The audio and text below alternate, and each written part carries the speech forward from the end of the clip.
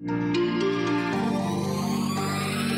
listening to the LaRocque Life Podcast, where hosts Michael and Laura explore relationships, adventure, freedom, and just some all-around real and raw conversations. Drawing from their 17 years together with a bit of sarcasm, humor, tears, a few and lots of love. They deep dive into the male and female perspective on relationships and navigate the highs and lows of life together. Sit back, grab your love mug, and let's get into today's conversation. Yes, excited. Season 2, we're back. Hopefully you missed us. It's episode 26. I'm excited about this one. This is great. It's been a couple months. I think it's been like 6 weeks. I don't even know, but yeah, it felt weird not doing it for a while. So I'm excited to be back on this, and yeah, it's great. I know, it kind of feels like it's been like an eternity on one hand, because I feel like we haven't done episodes for so long, but on the other hand, I feel like it was just yesterday that we like stopped, right? I feel like a lot of life has happened in that little time space, and we've been a little bit everywhere and a lot going on, but it is really good to be back, and we've made a few changes, so you're gonna see them pop out here and there. No, that's awesome. Like I say, episode 26 today. So what are we talking about, babe? We're gonna deep dive a little bit into some personal responsibility and boundaries. So stay listening to this episode if you're feeling at all like you're kind of in that roommate stage in your relationship and you want to ignite that passion to be more lovers.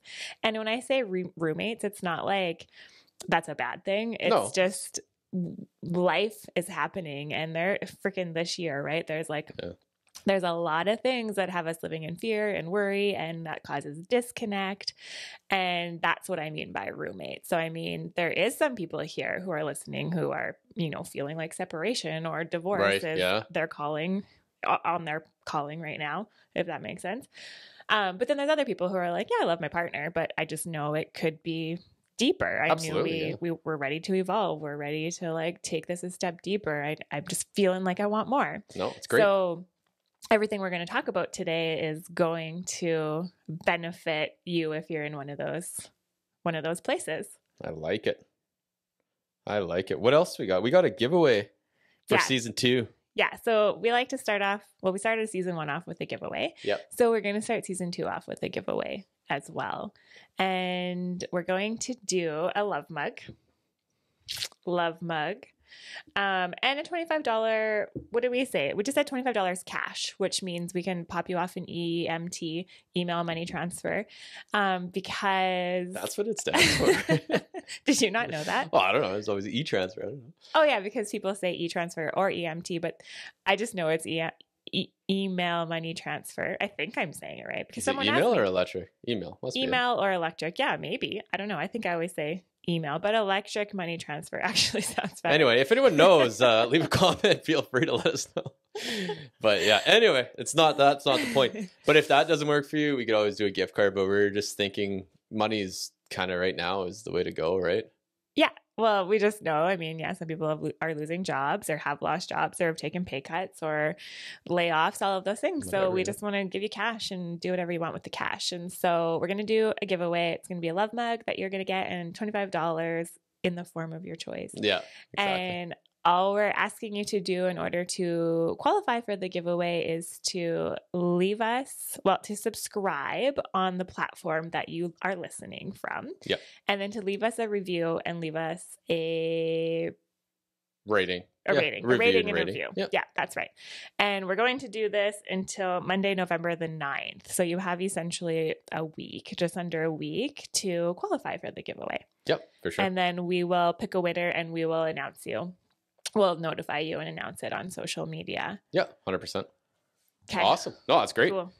Well, let's get into it. Let's get in meat and potatoes. I know last season we were learning, we're getting into our own thing and just getting used to this. And now we're going to try structure it a little better just to help people, I don't know, speed up the process and get what we want out. Because afterwards we're always like, oh man, we sure did this, but we went off on a tangent. So just trying to tie things better, or tie it together better, and just make it tighter for everybody. And we value your time. Your time's important, just as ours is too. So yeah, exactly. It's our goal to be at that 30-minute mark to, like Mike said, value your time. And so you're going to notice that we might be a little like, we're just going to find that groove. Because before we would just like sit back and just jam, but then we're like, oh, frick, it's been 50, 60 minutes or 70 minutes. So we want to honor your time, and we want to take away some of the fluff, but we still really want to be open and real and vulnerable. Because 100%. This is us, right? And storytelling. So, I mean, that's going to be involved, but we do definitely have like Mike said, or did I say that? Meat and potatoes.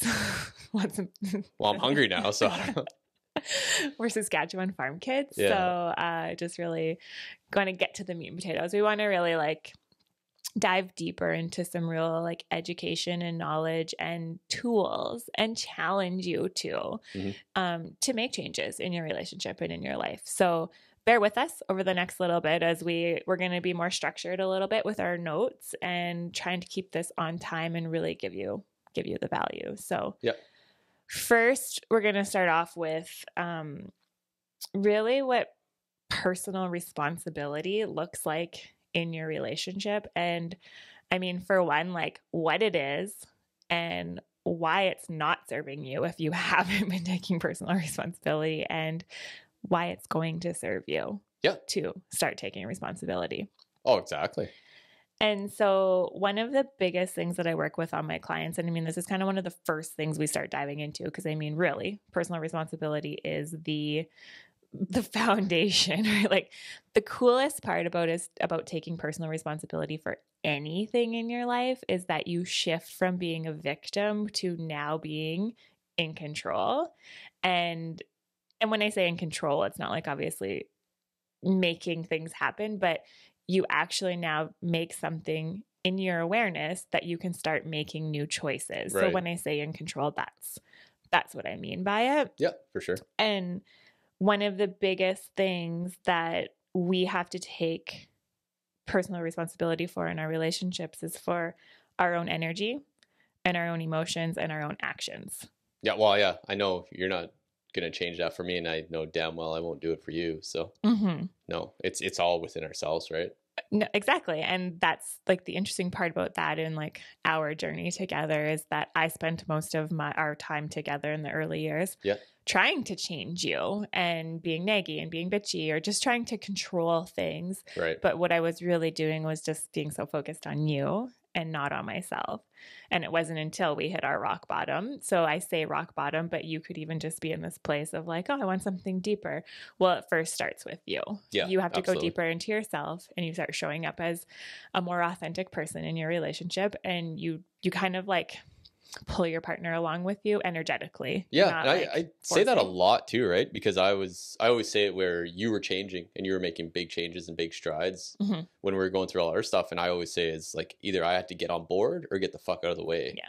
And that's what it is. It's like I seen Laura taking control of her life and really starting to make decisions for herself. And then that's where I really needed to look in the mirror myself and be like, hey, you can go do your own thing and just live life the way you're doing it. Or, hey, fuck, she's doing something great with her life. Let's get on board with this and carry it out. And here we are. So it's awesome.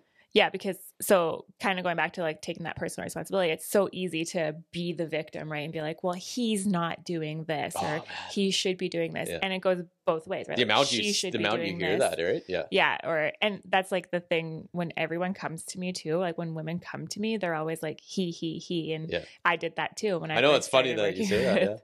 With my coach, he was like, well, we can sit here and you can bitch about him. You can bitch about Mike for this one time, but then after this, it's going to be all about you. And I was like, what? But it's all his fault. What? I could do this for days. Yeah. Which is fair. You probably still can. But. No. But that's what happens with my clients too. Like everyone always thinks like, well, it's his problem or he's doing this. And he just did this or she just did and this. If he would just change. But I'm like, okay, so tell me what you're doing. And it's like, what do you mean? Because I've been so focused on our partners for so long that it's just shining that light back on us, right? And taking responsibility for our actions, emotions, and energy, emotions, and actions. That's perfect.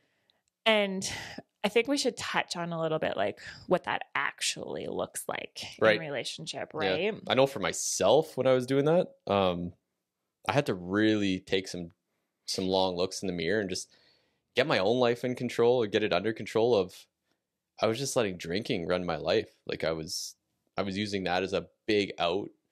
And obviously, you know, anyone that knows me, you know, have a few drinks and it just wasn't me anymore. So I would just let go of control. I had nothing, right? And just, I was just so, I don't know. It was just a place to hide for me. And that was what I did. And obviously, you know, it just suppresses feelings and you numb out, right? So that's what that was. And that's what I did. And it was, I felt like I was spiraling out of control, and I felt really bad because I was saying that the other day of how I was just letting go and I wasn't being integral to myself, because every week I would say, okay, babe, you know, this isn't happening again. I've got this. I'm gonna, it's never, not like that again. And then fucking next week, here we are in the same cycle. Right. So I really was spiraling out of control, and it took a lot to look in the mirror and actually do something about it. Right. And yeah, it was tough. And then obviously with all that, I had to take responsibility for my movement and how my body felt. So I really got back into fitness and working out, and I felt better when I did that. So I made myself feel good doing that. And I mean, even just eating, because eating was, anyone again that knows me is just like, hey, let's get some KFC and put some gravy on it, maybe a little extra gravy, but like take control of that. And I mean, you were a catalyst in that, and you helped me a lot with it, and with some meal planning and things like that. And again, I put that on you, or not put it on you, but you helped out big time with that. But again, I had to take control and be responsible for wanting to change, and then you were just there to help me do that. So that's where I really noticed a lot of changes in my life for that. But and you were talking to me before too about like leading, right? Because massively, yeah. Just as a man or anything, right? Like I got stuck in a position at work. Well, not stuck. I worked my way up to a position where I was the leader on the site. I was always in leadership roles at a very young age, and that's all I knew. But then when doing that, I always, in my own mind, I was trying to, when I come home, I want to let go of control. Like I want to, like, I always picture, like, you know, metaphorically, I'd walk in the house, take my bra off. I'm done for the day. That's me, without making choices and everyone coming to me with their problems and having to steer the ship. But that's completely wrong. I lost, like, I just let go of I was the most masculine fucking man out in the world on a job site or wherever I was. And then I come home where I should be the man and be the masculine person. And then I would give up all control to you or to a bottle. Like it was horrendous. Right. And that's what I did. Oh yeah. And I like how you said like to me or to a bottle, because a bottle, for anyone who's listening, could be anything. It could be food, it could be TV, it could be the phone. Well, now it's phones, right? Because we didn't have a lot of that in those days. It was early. We're so old. We didn't have it back then. Exactly. So yeah, now you can numb out with whatever, right? But that was my poison. Yeah. And then oftentimes what happens, and this was our situation, but also this is what's with a lot of my clients. So I know it's happening for lots of women out there, is that we step into that leading because we think we need to, right? And then that's where our nagging comes from and our controlling. And that's like, then you lose that passion, right? Yes. Like, that's not your job. That's not a female's job. That's not the feminine's role. And because, I mean, not all women are going to be feminine. I mean, some women might relate with being more masculine, but like 80% of women relate with being like more core feminine, and more men relate with being more core masculine. But the thing is that we're not really in those roles. And especially when we come into relationships. So at work, women need to be more masculine generally, because you're like more motivated, purpose, getting stuff done. And same with a man. So you're both kind of in that masculine role. But then when you come home and you walk in that door, if you're both in your masculine role, or even moms, if you're a stay-at-home mom, you are generally in a bit more of a masculine role throughout your day, because you're leading the children, juggling all that, juggling all this stuff and planning and prepping and all of that, right? And so when he comes home, or you come home, or you both come home, if you don't swing into like your core essence, which if for me, it would be more my feminine, but I never knew that. And I was just like naggy, controlling, like need to do this, need to have control of this. And then you flipped. So we did still have that polarity, but at the same time, then I wasn't really like attracted, because I wasn't in my core essence. I was being masculine, but my core essence was feminine, where I was like, I just want you to lead and exactly. You know, be the man, and then I can sink into my feminine. But I didn't know any of that back then. So, I mean, I had no idea I wasn't doing that. Right. But in our hopes of talking about this is just to help you kind of like realize these things. Absolutely. Because, Just to recognize it, right? yeah. Well, because really like victimhood, blaming, nagging, controlling, that is all a wounded feminine. So I say I was more in my masculine, but I wasn't even. I was just more in like a wounded feminine, right? And I would say you were in a more of a wounded masculine. 100% it was, yeah. Right. Yeah. And so for myself, I definitely have more codependency nature characteristics too that I'm always like watching, because I was very codependent in the beginning of our relationship. You found the perfect project, yeah. Well, ish. I shouldn't say perfect. I mean, yeah. we came If I was taller, together. it'd be cool. We came together for the exact reasons we were meant to. Like, Yeah. but also like I attracted you because I was looking for someone that I could fix, right? And put all of my attention on you so that I didn't have to put the attention on myself. Right. Which is totally more of the wounded feminine. But where was I going with that?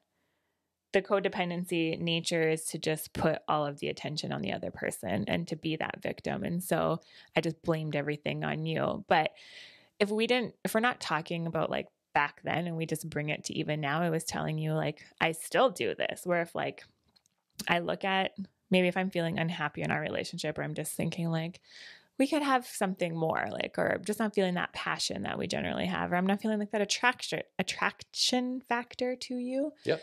Because I mean, it's ebbs and flow all the time, right? I feel like that even ebbs and flows with my cycle. Like life is always shifting and changing, right? So that's where like obviously commitment and relationship comes into play. But to sink deeper into our connection, if I'm thinking, I'll find myself being like, well, if Mike just did this, or if, okay, so what is this? If he, wasn't being so lazy, or if he went out and like made plans for us or planned a date for us or did things, but I'm like, it's things I find myself creating stories about that I'm just like, well, if you just did that, then I'd feel better. Right. Then immediately I'm like, oh, okay, Laura, like take a step back. Like, where are you doing these things? Like, where are you being lazy? Like, where could you start showing up better for yourself?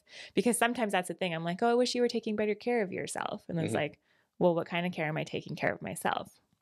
Does that make sense? What kind of care am I taking? Yeah, that's fair. Yeah. So, what kind of care am I taking of myself? And then that's totally once I start doing that, I'm like, oh yeah, I'm not. So then once I start coming into that and taking care of myself or doing the things that I'm like blaming you for, right, you shift. Yeah. Oh yeah, exactly. It goes both ways. And that's where I'm definitely worked on and getting a lot better at. But again, it's all, you have to self-recognize it. But being that leader, like I really embrace that role, especially in the last, call it year and a half, something like that. I went through a really tough time last fall, and then coming off of that, ever since then, it's been, I mean, it's still ebb and flow in that, but a lot more positive in it. And I'm starting to really embrace that, where obviously I got to be a leader at work. I have to, these guys come to you with all the problems. Everyone looks to you to try to the solution, or at least get things rolling on it. So take care of that. And then coming home, and now we have a toddler son, like, I mean, he's 3.5, almost 4. He's his own man now. Like he's got his own stories. He's got his own everything. Right. So I have to be a leader for him and direct him in certain ways. And a lot of it, you can't talk about it all the time. Like I have to show him. And he, obviously anyone with toddlers, like they know they're just sponges, right? They'll do anything, and they watch you, and you're a hero in your kid's eyes. So to be that example for him, to lead, but lead in a positive way, not being that wounded masculine, like to lead, to show that we're making plans, to show that we're providing for the family, show that I'll protect you guys, and just doing other things, and not just leaning so much on you or watching this guy, like this man, he's supposed to be the leader in the house, just, sit on the couch and do nothing, or leave all the decisions up to mom, or even if he asks for something, and like, well, go like ask discipline, mom. Yeah, or discipline, like, oh, you got to talk to mom or do this, right? Like I got to be that leader. And I feel that I'm really starting to embrace that, and it makes me feel like, it gives me energy. It gives me say hope, but it gives me like direction. And it gives me a little bit more passion, because that's where I lost. I always felt stuck with my career choice, or not even stuck. It was like, I still say it's like a summer job that didn't end, which I really got to stop saying that, because Yeah, I really got to stop saying that. But I give up control, right? And I say like, well, I didn't choose this career; it chose me, kind of thing. Where like, fuck that, I'm good at this job. I embrace it. Now I've got to see like almost every avenue through these things, and I'm finally seeing that. But again, it comes with age, maturity, all these things, right? But it really took. Long story short, it really took just looking in the mirror and really just starting to choose like, hey, I'm fucking responsible for this, and that's what it is, right? Well, I think that's a really great example of personal responsibility that you just said, because you're like, it's a summer job that never ended, to no, actually, I could have left. Like, you have to take your power back, right? Like, you chose to show up at work every day. You chose to say yes. You chose to keep going to make it to the top of your, your companies, or, to the leadership roles in those companies. Right. So owning your shit and owning your power goes in both ways, right? Like, looking at where you may be fumbling and, not juggling everything very well, right, and owning that so that you can be better, but also owning like where you are rocking it and where you're doing really great in life, but you're not giving yourself credit for it too, right? Oh, we have to be gentle with ourselves. Totally goes both ways. Yeah. But yeah, I love that. So I hope that like makes sense. And really, I think the biggest thing about personal responsibility is first having the awareness. Yeah, massively. Right? Yeah. And that's where it starts with me. I mean, I didn't even know, what was that, 8 years ago when I went into this, my coaching, I was like, not my coaching, of my personal when you started, coaching, like getting coaching in our relationship. I didn't even know. I was just so oblivious. I was like, it's all him. But now, even today, I use personal responsibility all the time, like every day, like even when it comes to Lennox. I'm like, you're annoying the shit out of me and I'm really frustrated and impatient. But then I like look at myself and I'm like, why am I impatient? Well, where am I not owning my energy and my emotions and my actions? Because your energy and your emotions results in your actions, right? So if I'm not nurturing myself and taking care of myself, I'm going to be a bitchy mom or a bitchy wife or a naggy wife or a controlling wife or an impatient mom or all of those things, right? So taking personal responsibility starts with awareness, right, and then owning energy, emotions, and actions. No, I like it. That 100%. That makes sense. Absolutely. Yeah. Okay. So then the second part of that is boundaries. And so the reason the reason that this is so important is because once you have that awareness of your energy, emotions, and your actions, you need to have the space to either honor that and like fill your cup, as cliche as that is. It makes sense. But also to even just explore, because for so many years we've been suppressing our emotions and our energy, like not owning our energy. And so when you start being aware, you're like, well, now what? Like, how do I own my emotions and my energy and so that it results in my actions? Well, for one, most of us are spread so thin that there is no time to explore, like, what does movement look like in my life? What does eating healthier look like in my life? What does having nothing to do? Well, if I had time to do that. Yeah. Exactly, right? So boundaries really start coming into play like in multitudes of ways, which we're not going to talk about like every single one tonight because we're going to keep this at 30 minutes, but we'll touch on boundaries a little bit because boundaries take place in your intimate relationships. They take place with your families, they like your extended families, they take place in your family groups, your community, they take place within yourself for yourself. Yes, absolutely. And so if you don't have boundaries and you're just saying yes to everything because you always have, or you're saying yes and then you feel resentful and you're showing up and doing something, well, that's not honoring your No, and energy, you just give up all control, right? Like, I mean, touch on that. I know we talked about intimate relationships, right? Like even just sexually, right? Just you can do. I mean, you're even in a long-term relationship, like you still got to do what feels good for you. And you can say no to things, right? Like that's fine. That's part of like, that's respecting your body. And obviously if your partner respects you, they'll honor that and carry that through. Right. Cause I could imagine, doing something that you're forced to do, even within a relationship, then you really feel like you're trapped. Yeah. You're trapped and you have to do it. Then you're going to hold so much resentment towards that person. But the thing is to like, not being forced to. like no one's forcing, like I guess, in some relationships, yes, this is happening. But I think in most relationships, it's more of like I feel like I need to have sex with you, even though I'm tired because I did all of this stuff today and I've given myself no energy. I've not filled my own cup. And now I just need to have sex with you because I owe it to you because I'm the wife, like that kind of thing, right? Might be something going through my head. Yeah, so fair. When you say force, it's not like you're like being like having sex with me. Yeah, no. But it's like, I feel forced because of myself. Yeah. And this is where I feel like you have a joke. Your face. I think you should maybe just keep that to yourself. Seen the little fucking hamster moving? There was something good in my own head, but I could just see your smile cracking. I don't think it would have worked out well. So, the boundaries have to start within yourself and saying no. So saying no to your partner or saying no to your family who's always counting on you to do something, like to be the babysitter, to host the events, to bring mom to her appointments, I mean, I don't know. I could go, there's many examples, but I'm saying no to that joke, reining it in. I gotta have a boundary with the link from my fucking head to my mouth. There's gotta be a boundary in there that I really gotta take care of. I notice lots at work too. It's like, oh God, how do you say that? Why do you say that? But then people think I'm so like just lovable, dumb, that guy. So I can just say whatever and somehow get away with it. It's like, it's just him being him. Well, and that's the pause. So this is where people who want to say yes all the time because you've said yes and you've always been that yes person, even though, like you said, or we were talking about, like you may feel resentful after you do because you're like, well, I could have been sleeping instead of having sex, or I could have went and had a bath instead of having sex. Right. Which, I mean, we want you to have more intimacy with your partner, but at the same time, you have to take care of yourself so that you show up and like you're into it and you have that deeper connection and your partner's enjoying it and you're enjoying it. You got the fireworks sex, not the sparkler sex, right? Ooh, exactly. So there you go. But you made me lose my train of thought. It's all I'll do that. You made me. I'm not owning that. Anyway, okay. All your fault. We're getting ranty now. We're off our notes.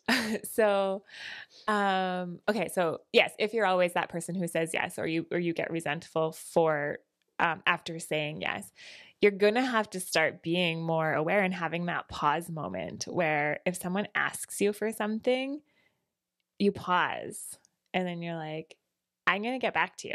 Mm-hmm. And maybe if your partner wants to have sex, I'm going to get back to you. Yeah.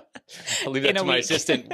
Wait a second. You don't have an assistant. 3 days later. I'll get back to you in 3 months from now. Okay, great.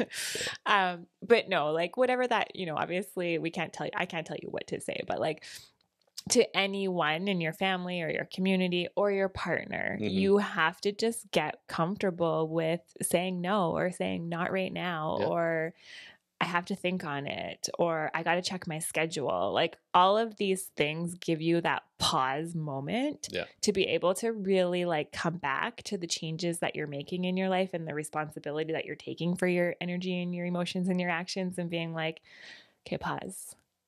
Do I have time for this?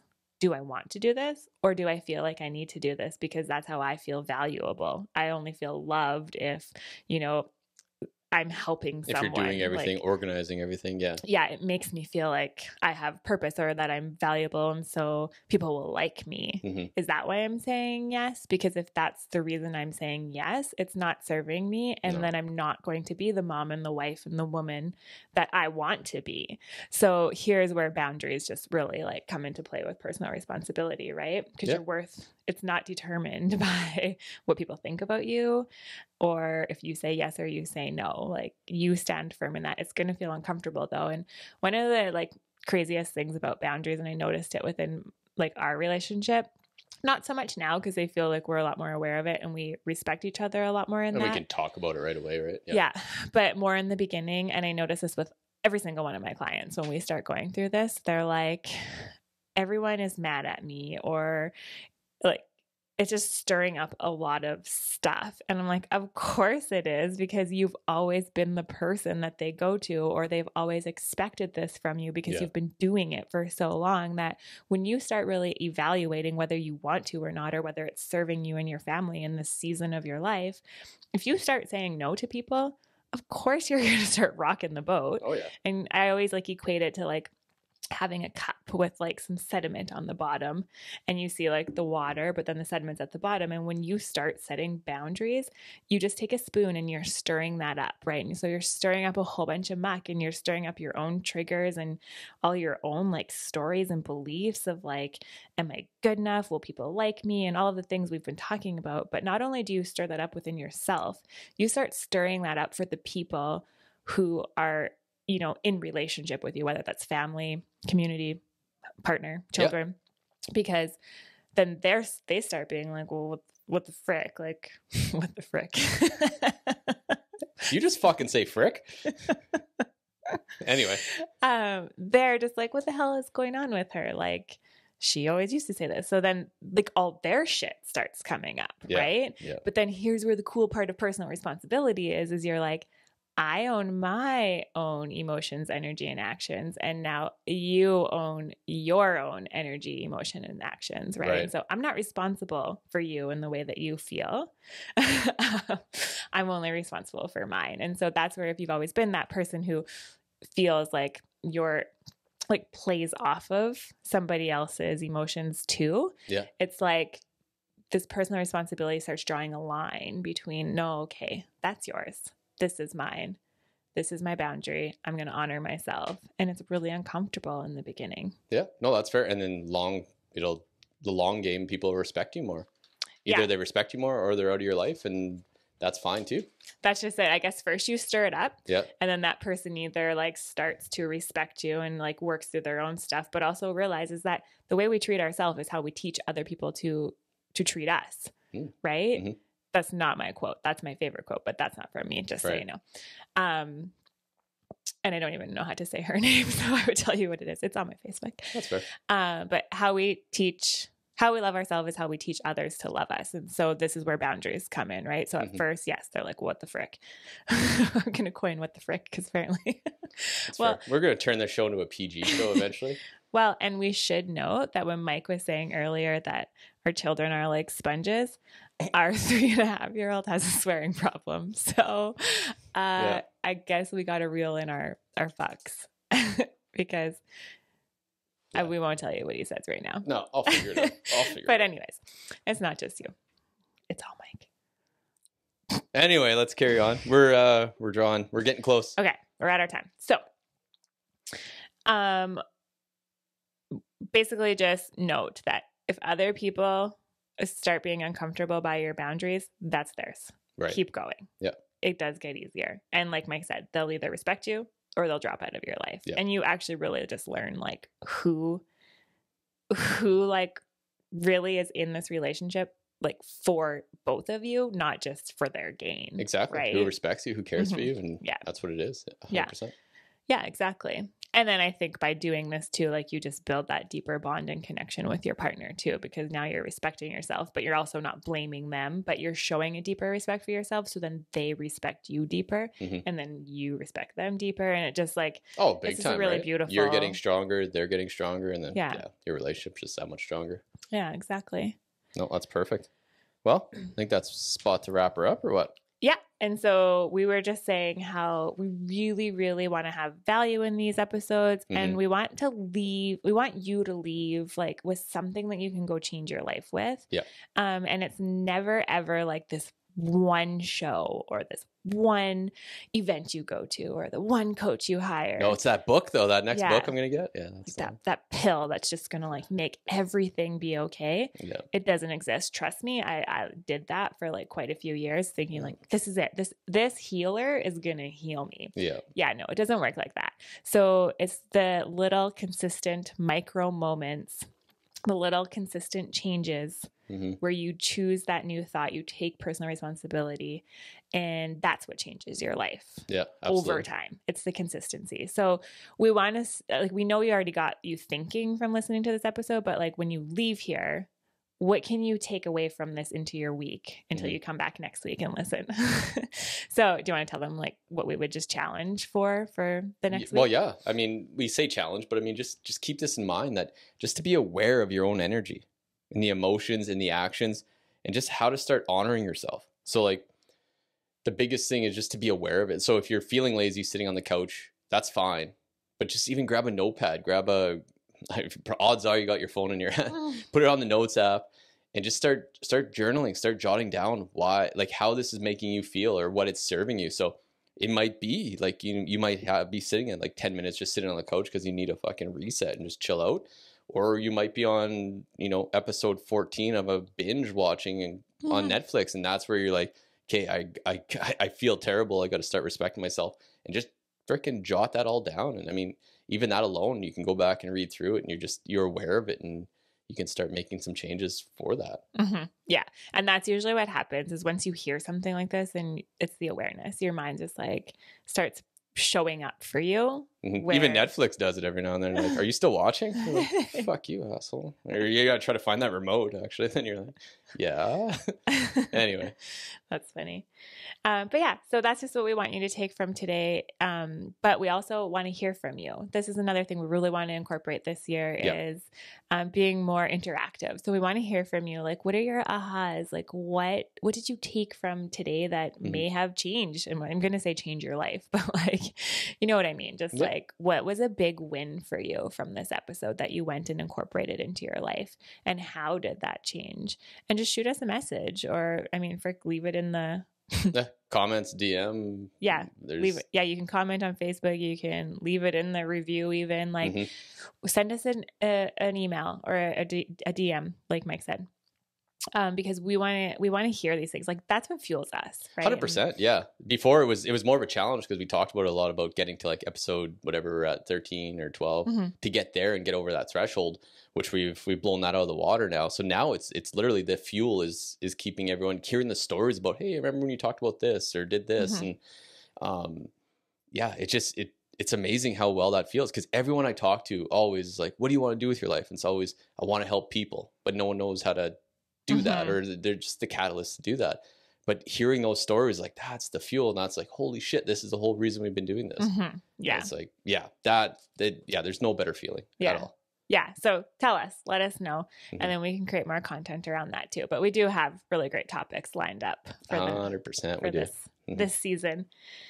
So yeah, that is everything. Don't forget about the giveaway. So that's going to go till November 9th. Yeah, 100%. And then, I mean, even when we throw this on Facebook for that giveaway, share it, do whatever you can to get it out. And then the more people, the better, really. Yeah. So that's just it. So on the other, like on the platform that you're listening to this podcast, subscribe, leave a rating and leave a review. That's how you'll get entered into the contest. And if you're on Facebook, you can still enter it by sharing this video, commenting and liking love it. Don't like it. Love it. Love the video. And you'll be entered into the... Come visit the page. We got at LaRocque Life, at LaRocque Life Podcast on Facebook and we switch things up a bit. So like that, subscribe to it, do everything. Yeah. And then you'll get entered. And so Love Mug, $25 gift card or $25 cash, whatever. And then next week, we're going to really dive into energy and frequencies and how to become more mindful on a daily basis, which was just going to feed into this topic of personal responsibility and boundaries. So it's just kind of an evolution of topics here. So. Oh, that's deadly. Love it. All right, cool. Okay. Love you. I love you too. Love you guys. Thanks guys for watching. Thanks for listening. Find us on social media at LaRocque Life Podcast and online at LaRocqueLife.com. Ladies, find Laura on social media at Laura LaRocque and online at LauraLaRocque.com. Have a request for a show topic? We love that. Send us an email at michael@LaRocqueLife.com or DM at LaRocque Life Podcast. And don't forget to subscribe, rate, and review.